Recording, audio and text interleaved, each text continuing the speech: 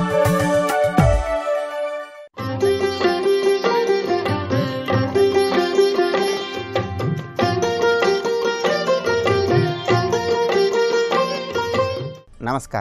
ప్రేక్షకులందరికీ శుభోదయం.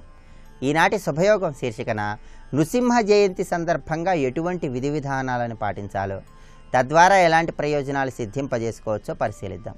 వైశాఖ మాసంలో వచ్చే శుద్ధ చతుర్దశి తిథిని నృసింహ జయంతిగా జరుపుకోవాలని, నరసింహస్వామి వారిని ప్రత్యేకమైన విధి విధానాలతో ఆరాధిస్తే ఉత్తమ ఫలితాలు కలుగుతాయని ధర్మసింధు, నిర్ణయసింధు లాంటి ప్రామాణిక గ్రంథాల్లో వివరించడం జరిగింది. శ్రీమన్నారాయణుడు నరసింహస్వామి వారి రూపంలో ఆవిర్భవించి హిరణ్యకశిపుడనేటటువంటి రాక్షసుడిని సంహరించిన రోజు ఈ నరసింహ జయంతి. అందుకే వైశాఖ శుద్ధ చతుర్దశి తిథి నాడు నరసింహస్వామి వారి ఆలయానికి వెళ్ళి స్వామిని దర్శనం చేసుకోవటం, అలాగే వీలైతే గృహంలో ప్రత్యేకమైన విధి విధానాలతో స్వామిని పూజించడం ద్వారా చక్కటి శుభ ఫలితాలను పొందవచ్చు.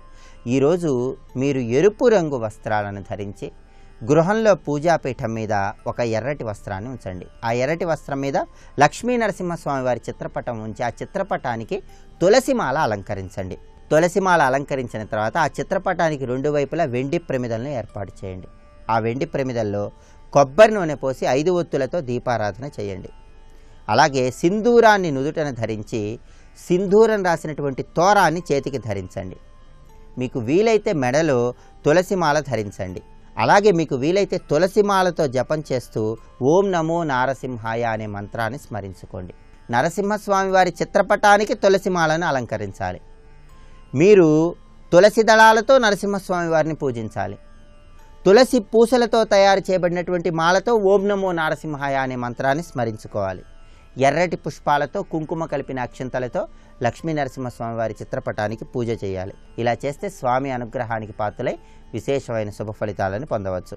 వడపప్పు, పానకము, బెల్లం పొంగలి ఇవి లక్ష్మీ నరసింహస్వామి వారికి నివేదించి కుటుంబంలో సభ్యులందరూ ప్రసాదంగా స్వీకరించాలి. అలాగే ఈరోజు నృసింహ జయంతి సందర్భంగా గృహంలో సంధ్యా సమయంలో మీ గడపలకు పసుపు కుంకుమలు అలంకరించండి. గృహంలో స్తంభాలకు తిరుచూర్ణం అలంకరించండి.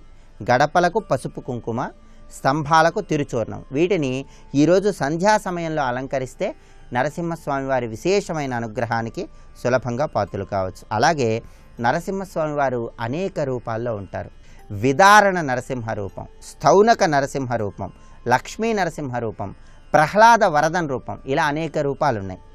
విదారణ నరసింహ రూపం అంటే హిరణ్యకశిపుడి నాభిని చీలుస్తున్నట్లుగా ఉన్నటువంటి నరసింహస్వామి వారి రూపం. ఆ రూపంలో ఉన్నటువంటి స్వామివారి చిత్రపటానికి మందార పూలతో పూజ చేస్తూ బెల్లం పొంగల్ నివేదించి కుటుంబంలో సభ్యులందరూ ప్రసాదంగా స్వీకరిస్తే అంతఃశత్రు బాధల తీవ్రత తగ్గింపజేసుకోవచ్చు.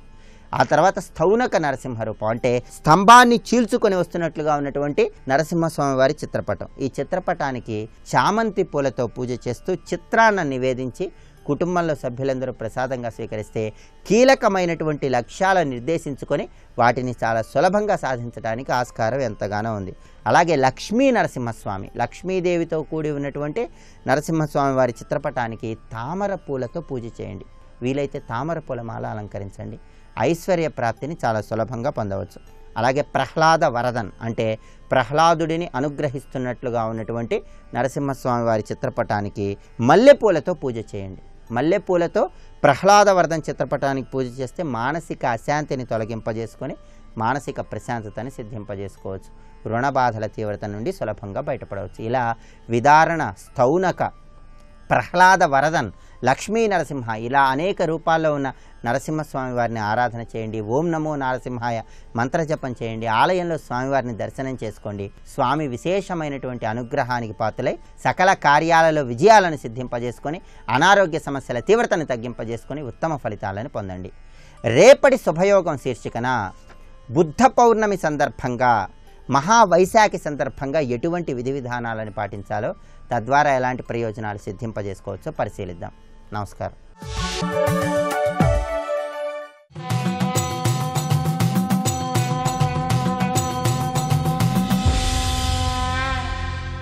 శతక సాహితీ సరస్వతికి నమస్కారం. దాన ధర్మంబుల పూనియొనర్చిన వానిపై బడి పిచ్చివాని జేయు గజ హయస్యందన వ్రజములు కలిగిన వానిపై బడి పేదవాని చేయు జయధైర్య గాంభీర్య శౌర్యముల్ కలిగిన వానిపై బడి జంకువాని జేయు సౌజన్య యౌవన సౌందర్యములు గలవానిపై బడి మడ్డివాని జేయు లేమియను పెనుభూతమీ భూమియందు దాని తొలగించు మంత్రప్రదాతవీవే స్థిరయశక్కామ కారము చేటిధామ మాధవస్వామి ఖగకులనాథగామి. ఓ శ్రీకృష్ణ పరమాత్మ, ఈ కలియుగంలో జరిగేటువంటి దారుణాల గురించి ఏం చెప్పనయ్యా? దాన ధర్మంబుల పూనియొనర్చిన వానిపై బడి పిచ్చివాని చేయు. దరిద్రం అనేటువంటిది ప్రతివాణ్ణి తరుముతూ ఉంటుంది. నిరంతరం దాన ధర్మములు చేసినటువంటి వాణ్ణి వాడు ఒక పూనికతో ప్రతిరోజు ఏదైనా ఒక ధర్మకార్యం చెయ్యాలి, ఏదైనా ఒక దానం చెయ్యాలి అని ఒక నియమం పెట్టుకున్నటువంటి వాడిని పిచ్చివాని చేయు. ఈ దరిద్రం వాడి మీద పడి వాడిని పిచ్చివాడిని చేస్తుంది. మతి స్థిమితం లేకుండా ఏం చేశాడు, తను చేసిందంతా తప్పేనా, ఇలా దానాలు చేయటం తప్ప, ధర్మంగా ఉండటం తప్ప అనేటువంటి పరిస్థితి, సందేహము వాడికి కలిగేలాగా వాడికి ఒక నిశ్చయ జ్ఞానం అనేది లేకుండా చేస్తుంది దరిద్రం అనేది. గజ హయస్యందన వ్రజములు కలిగిన వానిపై బడి పేదవాని చేయు. ఏనుగులు, గుర్రాలు, రథాలు, ఎన్నెన్నో మహావైభవోపేతమైనటువంటి సంపదలన్నీ ఉన్నవాణ్ణి వాడి మీద పడి ఈ దరిద్రం అనేది ఈ కలియుగంలో పేదవాని చేయు. వాడు ధర్మంగా ఉండటం వల్ల వాడిని పేదవాడిగా మార్చేస్తుంది. జయ ధైర్య గాంభీర్య శౌర్యముల్ గలిగిన పానిపై బడి జంకువాని చేయు. వాడు ధర్మ మార్గంలో సాగుతూ నిరంతరం ఎన్నెన్నో విజయాలను సాధిస్తూ గంభీరముగా ఉంటూ శూరత్వముతో పరాక్రమిస్తూ ఉండేటువంటి వాడి మీద పడి ఈ దరిద్రం అనేది వాడిని జంకువాని చేయు, వాడికి భయం కలిగేలాగా చేస్తుంది. సౌజన్య యవ్వన సౌందర్యములు గలవానిపై పడి మడ్డివాని చేయు. మంచి సౌందర్యవంతుడు, మంచి యవ్వనంలో ఉన్నటువంటి వాడికి అకాల వృద్ధాప్యం వస్తుంది. అందంగా ఉన్నవాడిని వికారిని చేస్తుంది. ఈ యవ్వనంలో ఉన్నవాడిని వృద్ధుణ్ణి చేయటం, సౌజన్యముతో మంచితనంతో ఉన్నటువంటి వాడికి చెడ్డ గుణాలన్నింటినీ కూడా తీసుకుని వస్తుంది. ఈ దరిద్రం అనేటువంటిది అలా పొంచి ఉండి కలియుగంలో అందరినీ ఆవహిస్తూ ఉంటుంది. అది సంపదలకి మాత్రమే కాదు, మొట్టమొదట భావరూపంలో ప్రవేశిస్తుంది, భావదరిద్రుణ్ణి చేస్తుంది, సంస్కార దరిద్రుణ్ణి చేస్తుంది. సంస్కార దరిద్రుడై భావదారిద్ర్యాన్ని పొందినటువంటి వాడికి ఎంత ఐశ్వర్యం ఉన్నా ప్రయోజనం లేదు, వాడు పరమదరిద్రుడుగానే జీవిస్తూ ఉంటాడు. కనుక ఈ కలియుగ లక్షణం ఏమిటంటే మొట్టమొదట భావదరిద్రుణ్ణి చేసి అక్కడి నుంచి వాడికున్న జయ లక్షణము, ధైర్య లక్షణం. ధైర్యం అనేది భావానికి సంబంధించింది, గాంభీర్యం అన్నది భావానికి సంబంధించింది, శౌర్యం అనేది కూడా వాడి యొక్క బుద్ధికి, మనస్సుకి, ఆత్మగుణానికి సంబంధించింది. అవి కనిపించేవి కావు, లోపల ఉండేవి. ఆ లోపల ఉండేటువంటి ఈ దివ్య లక్షణములన్నింటినీ కూడా భావదరిద్రం అనేది ఆవహించి వాటన్నిటినీ తొలగజేసి వాడిని పనికి మాలిన వాడినిగా చేస్తుంది. దీని నుండి మనం రక్షింపబడాలేనంటే దాని తొలగించు మంత్రప్రదాతవీవే. ఆ భావదరిద్రం అనేది మన్ని దగ్గరకు చేరకుండా ఉండాలి అనంటే ఆ శ్రీకృష్ణ పరమాత్మ బోధించిన భగవద్గీతని నిరంతరం కూడా మననం చేయాలి. ప్రతిరోజు ఒక్క శ్లోకాన్ని గురించైనా సరే చింతన చేయాలి. ఆ శ్లోక భావాన్ని మననం చేసి దాన్ని ఆచరించే ప్రయత్నం చేయాలి. అప్పుడే ఈ భావదరిద్రం, సంస్కార దరిద్రం అనేది మనని ఆవహించకుండా ఉంటుంది. మనకున్నటువంటి మంచి లక్షణాలు నిలుపుకోగలుగుతాము. లేకపోతే కలియుగ ప్రభావం వల్ల ఉన్న సలక్షణాలన్నీ కూడా తుడిచిపెట్టుకుని పోయే అవకాశం ఉంటుంది. కనుక గీతా సాధన చేయండి, గీతను పఠించండి అనేది సూచన చేస్తూ అద్భుతమైన పద్యరచనతో గొప్ప శతకాన్ని మనకు అందించిన శతావధానులు, విద్వత్కవులు శ్రీ కార్యంపూడి రాజమన్నారు గారు రచించిన మాధవస్వామి శతకంలోని మరి ఒక పద్యం గురించి రేపు ఉదయం తెలుసుకుందాం. ఓం నమో నారాయణాయ.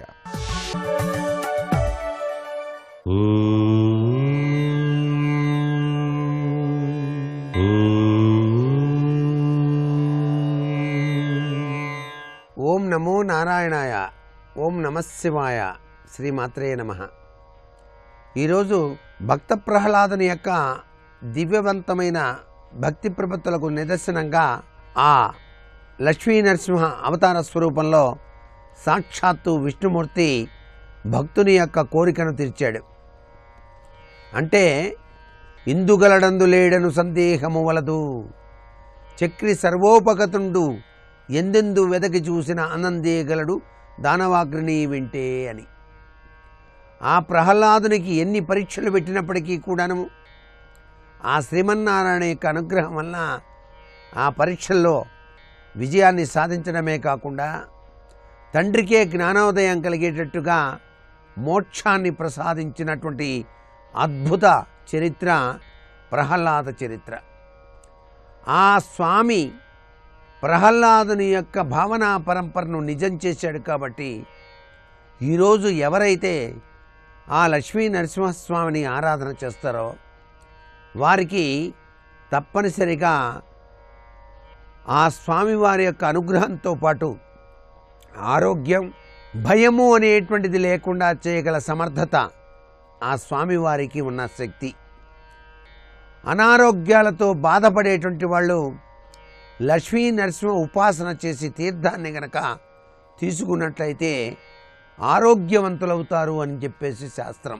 అందుకే ఈరోజు స్వామికి ప్రీతివంతమైనటువంటి వడపప్పు పానకం, అలాగే సూతం అంటే మామిడి పండ్లు ఆ స్వామి పేరట అందరికీ కూడాను దానం చేయటం, పండు తాంబూలం దక్షిణతో కూడి బ్రాహ్మణోత్తములకు ఇవ్వటం, ఎండాకాలం కాబట్టి విసినకర్రతో కూడి దానం చేసేటువంటి సనాతన సంప్రదాయం కూడా ఈనాడు ఆచరించేటువంటి లక్షణంగా మనం గుర్తిరుగుతాం. ఇక్కడ లక్ష్మీ నరసింహ ఉపాసన చేసి అద్భుతవంతమైనటువంటి ప్రభావాన్ని కలిగించినటువంటి వాళ్ళలో అన్నమాచార్యులు కూడా మనకు కనిపిస్తాడు. లక్ష్మీ నరసింహ కరావలంబ స్తోత్రం ఎవరైతే నిత్యం పఠిస్తారో వారికి ఆరోగ్యం, ఐశ్వర్యం, సర్వాభీష్టాలు కూడా సిద్ధిస్తాయి. సర్వే జనా సుఖినో భవంతు.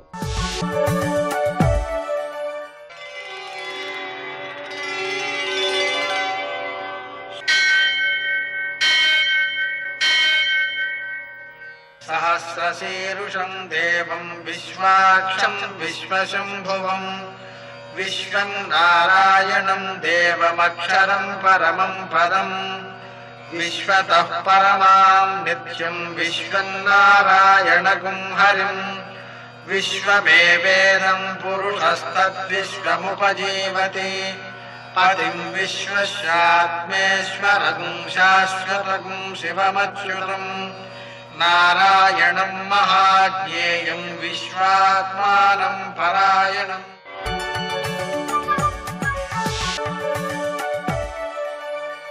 సూర్యశౌర్యమథేందురింద్రపదవీ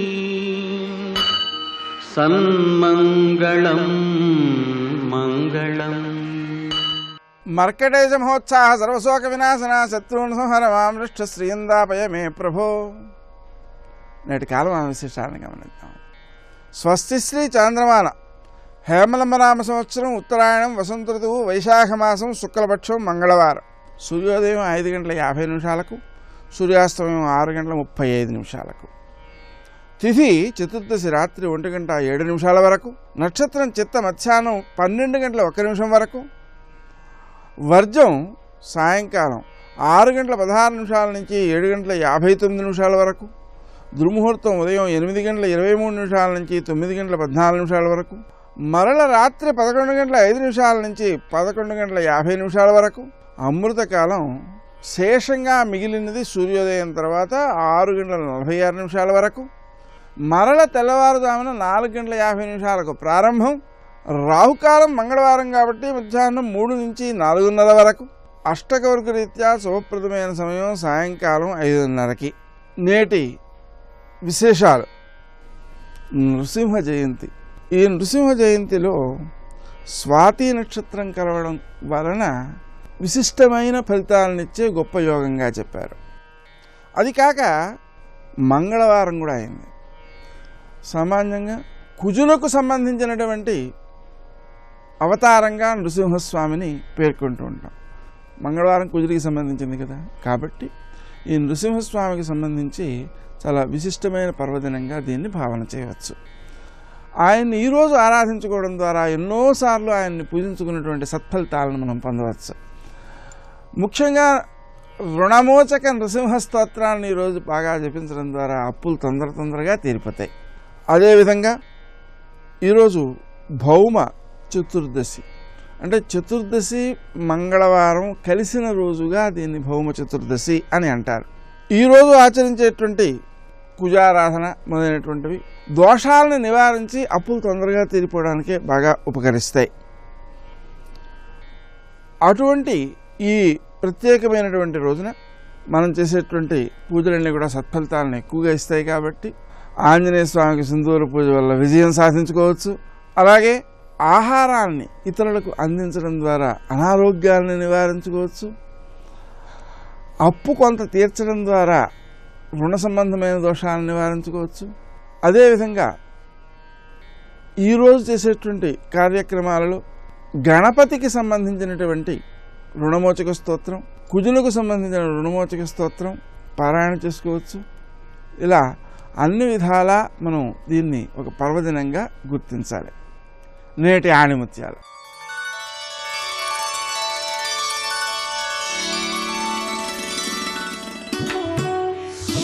విచారం లేకపోవడమే గొప్ప సుఖాలకు కారణం.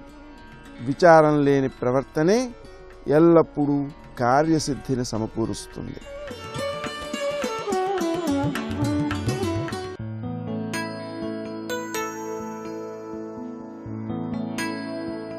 తనని తాను కోల్పోయినప్పుడే విత్తనం మహావృక్షమవుతుంది.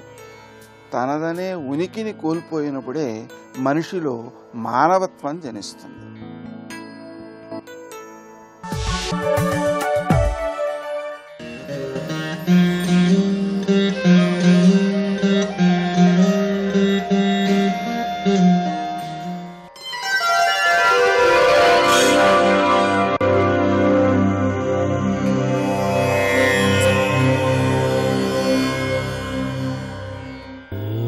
శ్రీ లక్ష్మీ నృసింహస్వామి వారి నామస్మరణతో పునీతమవుతున్న దివ్యక్షేత్రం అంతర్వేది.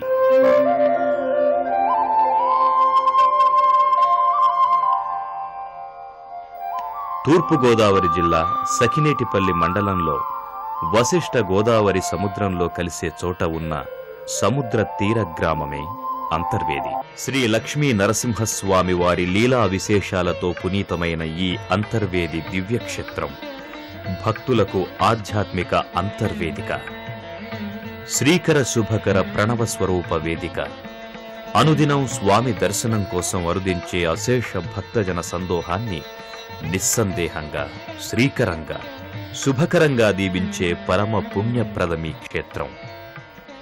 దర్శించిన మాత్రం చేతనే సకల శుభాలు కలిగించేది. నారసింహ క్షేత్రాలలో అగ్రగణ్యమైనది. శ్రీ లక్ష్మీ నరసింహస్వామి వారు శిలారూపంలో పశ్చిమముఖంగా అవతరించిన అంతర్నిధి అంతర్వేది. ఆలయ ప్రాంగణంలో ముందుగా భక్తులకు ఆంజనేయ స్వామి వారి ఆలయం దర్శనమిస్తుంది. ప్రధాన ఆలయ ప్రాంగణంలో ఆంజనేయ స్వామి వారి ఆలయానికి ఎదురుగా ఉన్న కోదండ రామాలయానికి చేరుకుంటారు. విశాలంగా ప్రశాంతంగా ఉన్న ఈ ఆలయంలో సాక్షాత్తు కోదండరాముల వారు లక్ష్మణ సీత సమేతంగా కొలువై ఉన్నారు. కోదండరాముల వారిని దర్శించుకున్న భక్తులు అనంతరం గర్భాలయ ప్రాంగణంలో ఉన్న వేణుగోపాల స్వామి వారిని దర్శించుకుని తరిస్తారు. గర్భాలయ ప్రాంగణంలోకి వచ్చిన భక్తులు అనంతరం లక్ష్మీ నరసింహస్వామి వారి దివ్యమంగళ శిలారూపాన్ని దర్శించుకుని అలౌకిక ఆనందానికి గురవుతారు. శ్రీ కూర్మనాయక వరహి సహపూజితోగ్ర పంచామృతై ప్రతిదినం పరిశాంత రౌద్ర ఉత్తిష్ట పూజ్య పరిపూజ్య పవిత్ర పాద లక్ష్మీ నృసింహ భగవాన్ తవ సుప్రభాతం అంటూ స్మరిస్తూ భక్తితో చేతులు జోడిస్తారు. సిరి నరసింహుల కళ్యాణం చూతమురారండి, లక్ష్మీ నరసింహుల వైభోగం చూడగరారండి.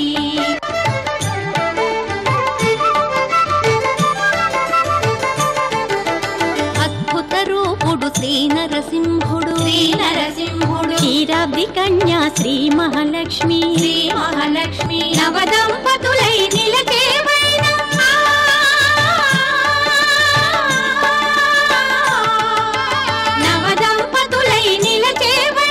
అఖిల జగాలకు అదే వైభోగం కళ్యాణం చూతమురారండి.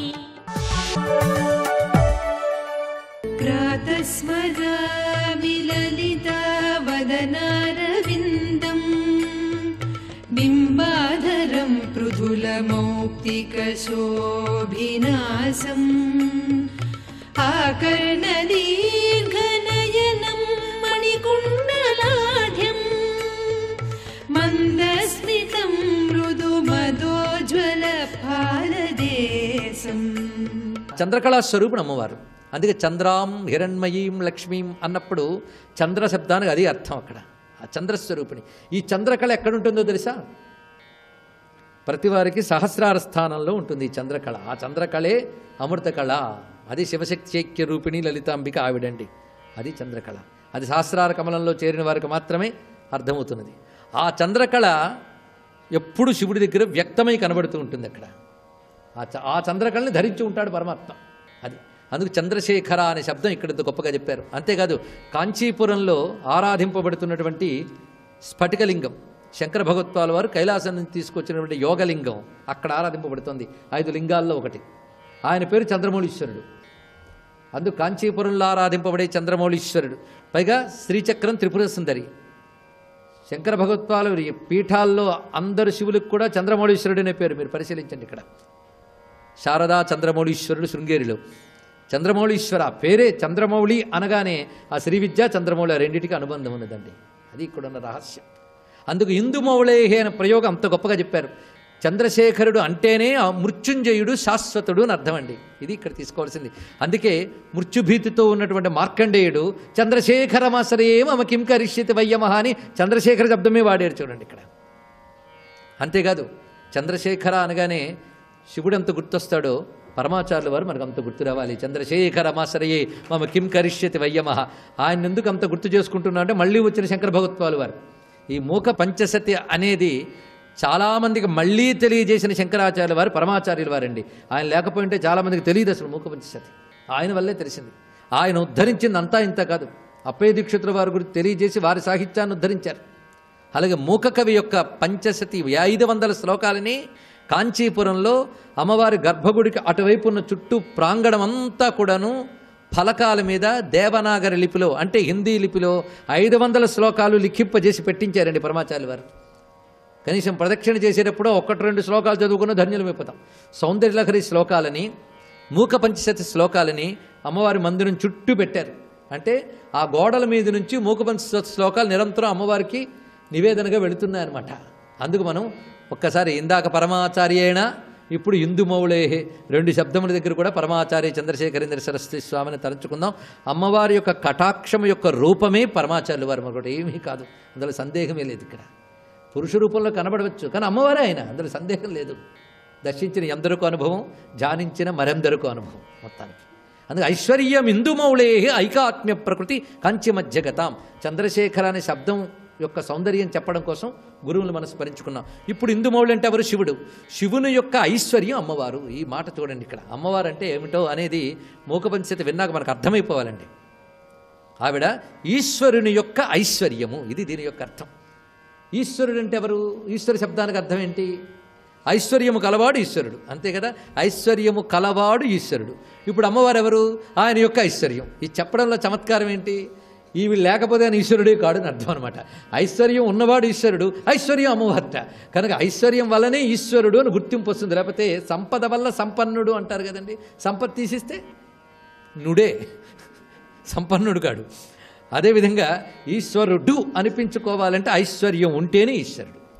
ఐశ్వర్యం అంటే ఈశ్వర భావము, ఈశ్వర భావమే ఐశ్వర్యము. ఐశ్వర్యం అంటే సంపదన మాత్రమే కాదండి. ఐశ్వర్యం అంటే ఈశ్వరస్య భావం ఐశ్వర్యం, ఈశ్వరత్వము, ఇది అర్థం అనమాట. అగ్నిలో అగ్నిత్వం ఎలా ఉన్నదో అదేవిధంగా ఈశ్వరుల్లో ఈశ్వరత్వం ఒకటి ఉన్నది. ఆ ఈశ్వరత్వము అనగా ఈశ్వరత్వం అంటే ఇప్పుడు తెలుసుకుందాం.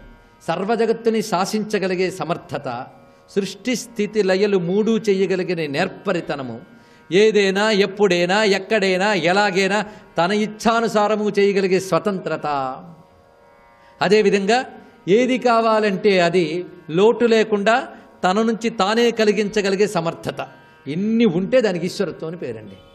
ఇది ఎవరికి ఉంటుందండి?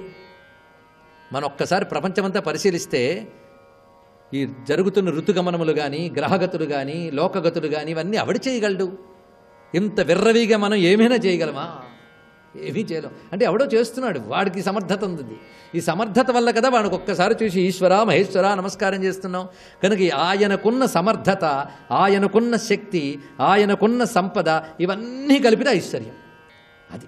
అది ఆయన నుంచి వేరుగా ఉందా?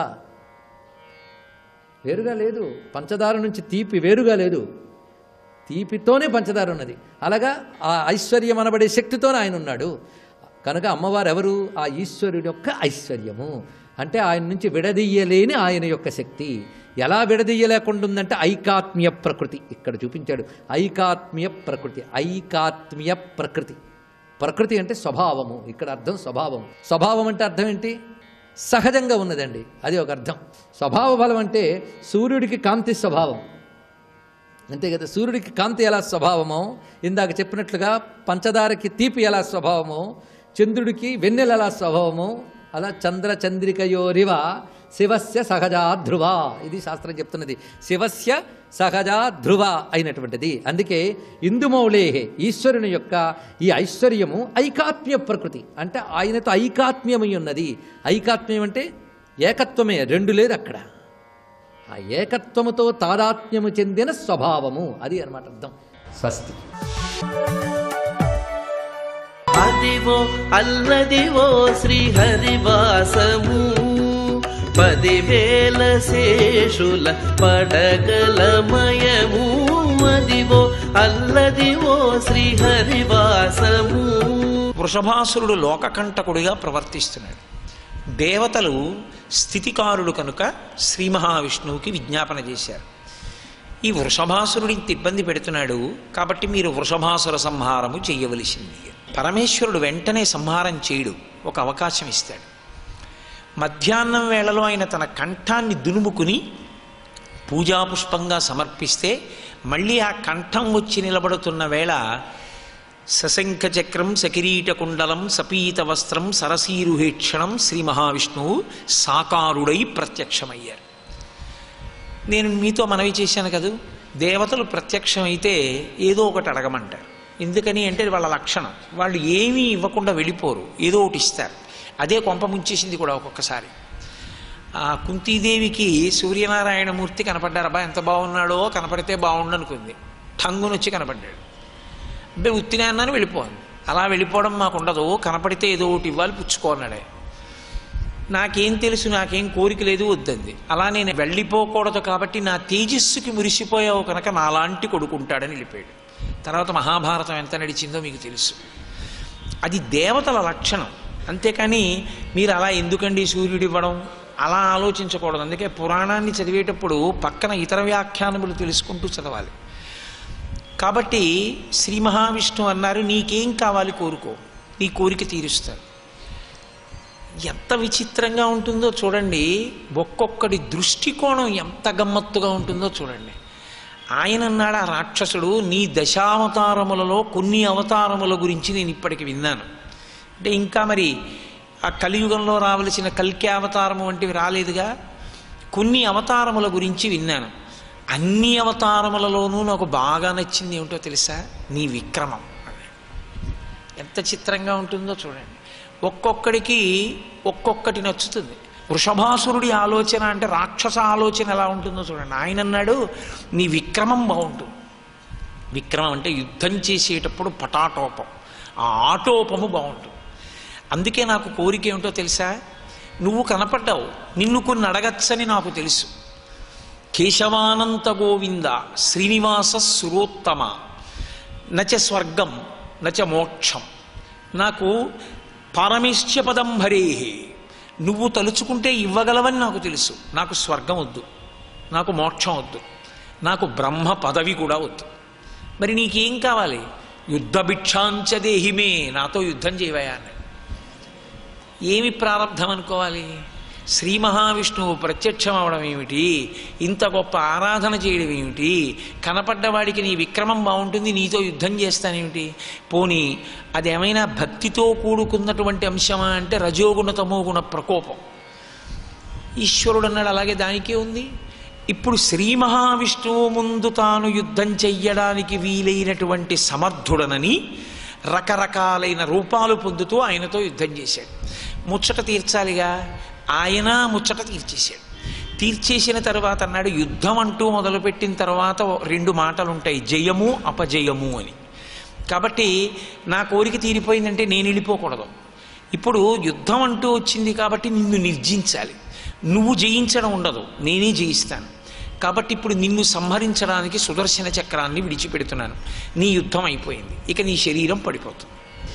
ఇప్పుడు ఆయన అన్నాడు, చాలా సంతోషం, ఎలాగో యుద్ధం చేశాను, చాలా సంతోషంగా ఉంది నీతో యుద్ధం చేయడం, చంపేసి గొడవలేదు. కానీ నాకు ఒక వరమి, శైలో మధబిదో స్థితి, ఈ కొండకి నా పేరు ఉండేటట్టుగా చూడు.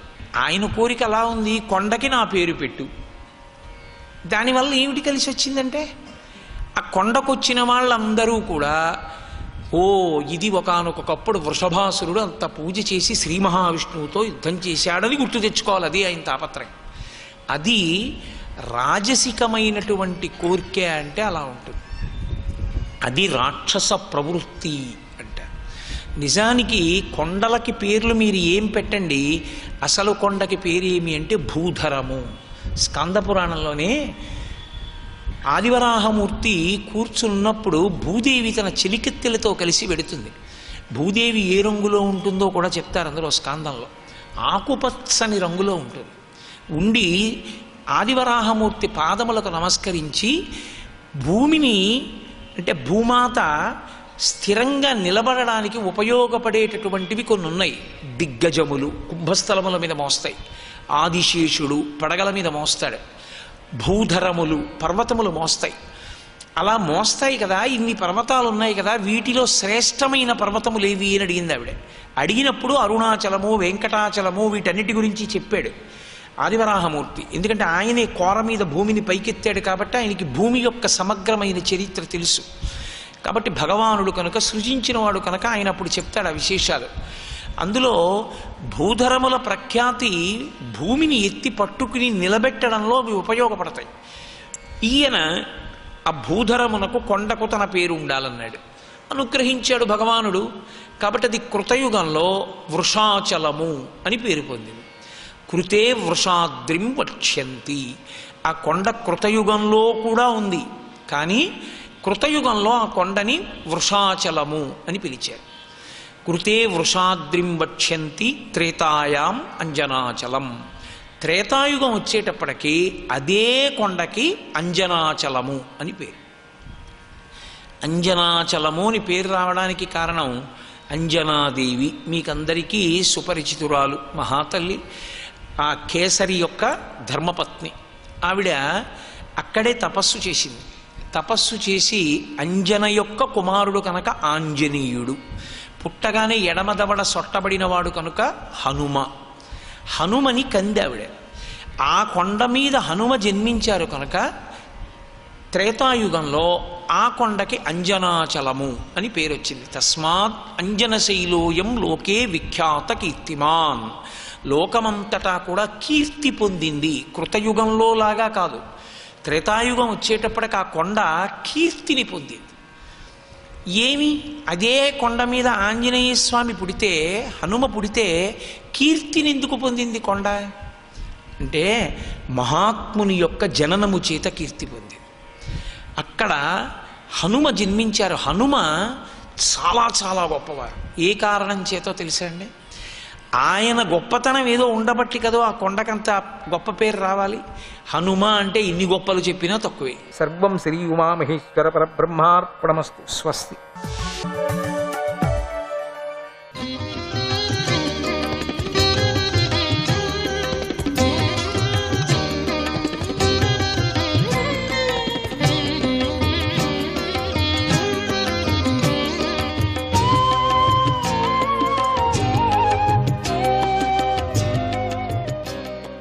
మధుసూదనాయ నమః.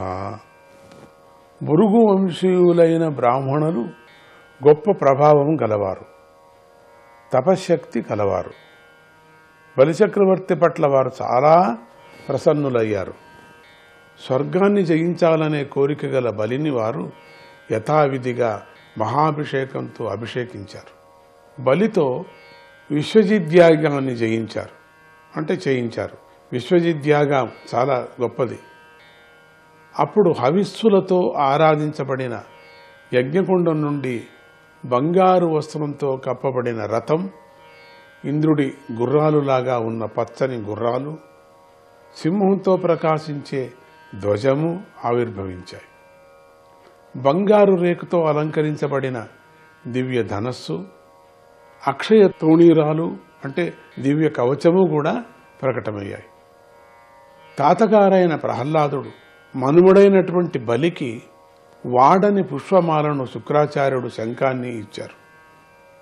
ఈ విధంగా భృగు వంశీయులు బలికి యజ్ఞం ద్వారా యుద్ధ పరికరాలను సంపాదించిపెట్టి శుభం పలికారు.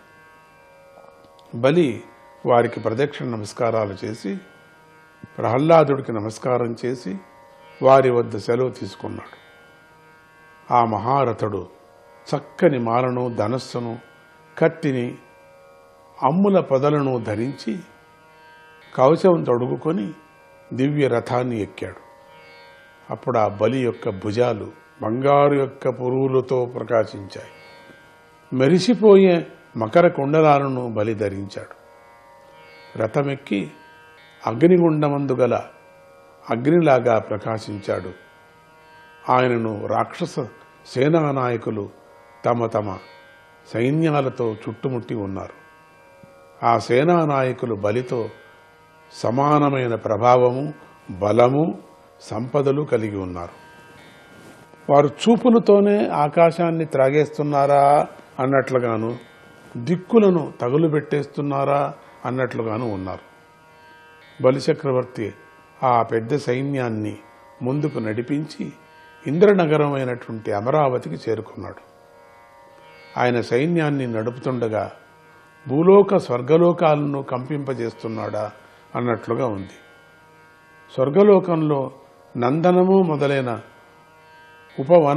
ఉద్యానవనాలు కూసే పక్షుల జంటలతోనూ, జూంకారం చేసే గండు తొమ్మిదలతోనూ, కొమ్మ నిండా చిగుళ్ళు, పళ్ళు, పువ్వులతోనూ, పెద్ద భారం గల దేవ వృక్షాలతోనూ, పెద్ద పెద్ద వృక్షాలతోనూ అందంగా ఉన్నాయి.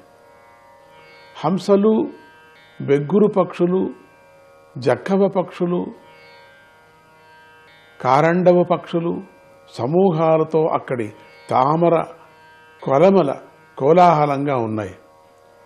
వాటిలో దేవగణాలతో గౌరవించబడే దేవస్త్రీలు క్రీడిస్తూ ఉంటారు. పూజించదగిన ఆకాశగంగా ఆ అమరావతి నగరం చుట్టూ కూడా అగడ్తగా ఉంది. ఆ నగరం చుట్టూ అగ్నిలాగా ప్రకాశించే ఎత్తైన ప్రాకారం ఉంది. దానిపై రురుజులు ఉన్నాయి, అంటే బురుజులు అక్కడి నుంచి దాని మీద ఉన్నాయి. నగరంలోని ద్వారాల తలుపులకు వెండి పట్టీలు ఉన్నాయి. ఆ ద్వారాలకు స్ఫటికాలు పొదగబడి ఉన్నాయి. విశ్వకర్మతో నిర్మించబడిన ఆ నగరంలో రాజమార్గాలు చక్కగా విభాగం చేయబడి ఏర్పడి ఉన్నాయి. అంత అద్భుతంగా ఉన్నాయి అక్కడ. ఆ నగరం సభలు, ముంగిళ్ళు, రథమార్గాలతో సమృద్ధిగా ఉంది. అందులో 10 కోట్ల విమానాలు, మణులతో పొదగబడిన కూడళ్ళు, వజ్రాలు, పగడాలు పొదగబడినటువంటి వేదికలు ఉన్నాయి.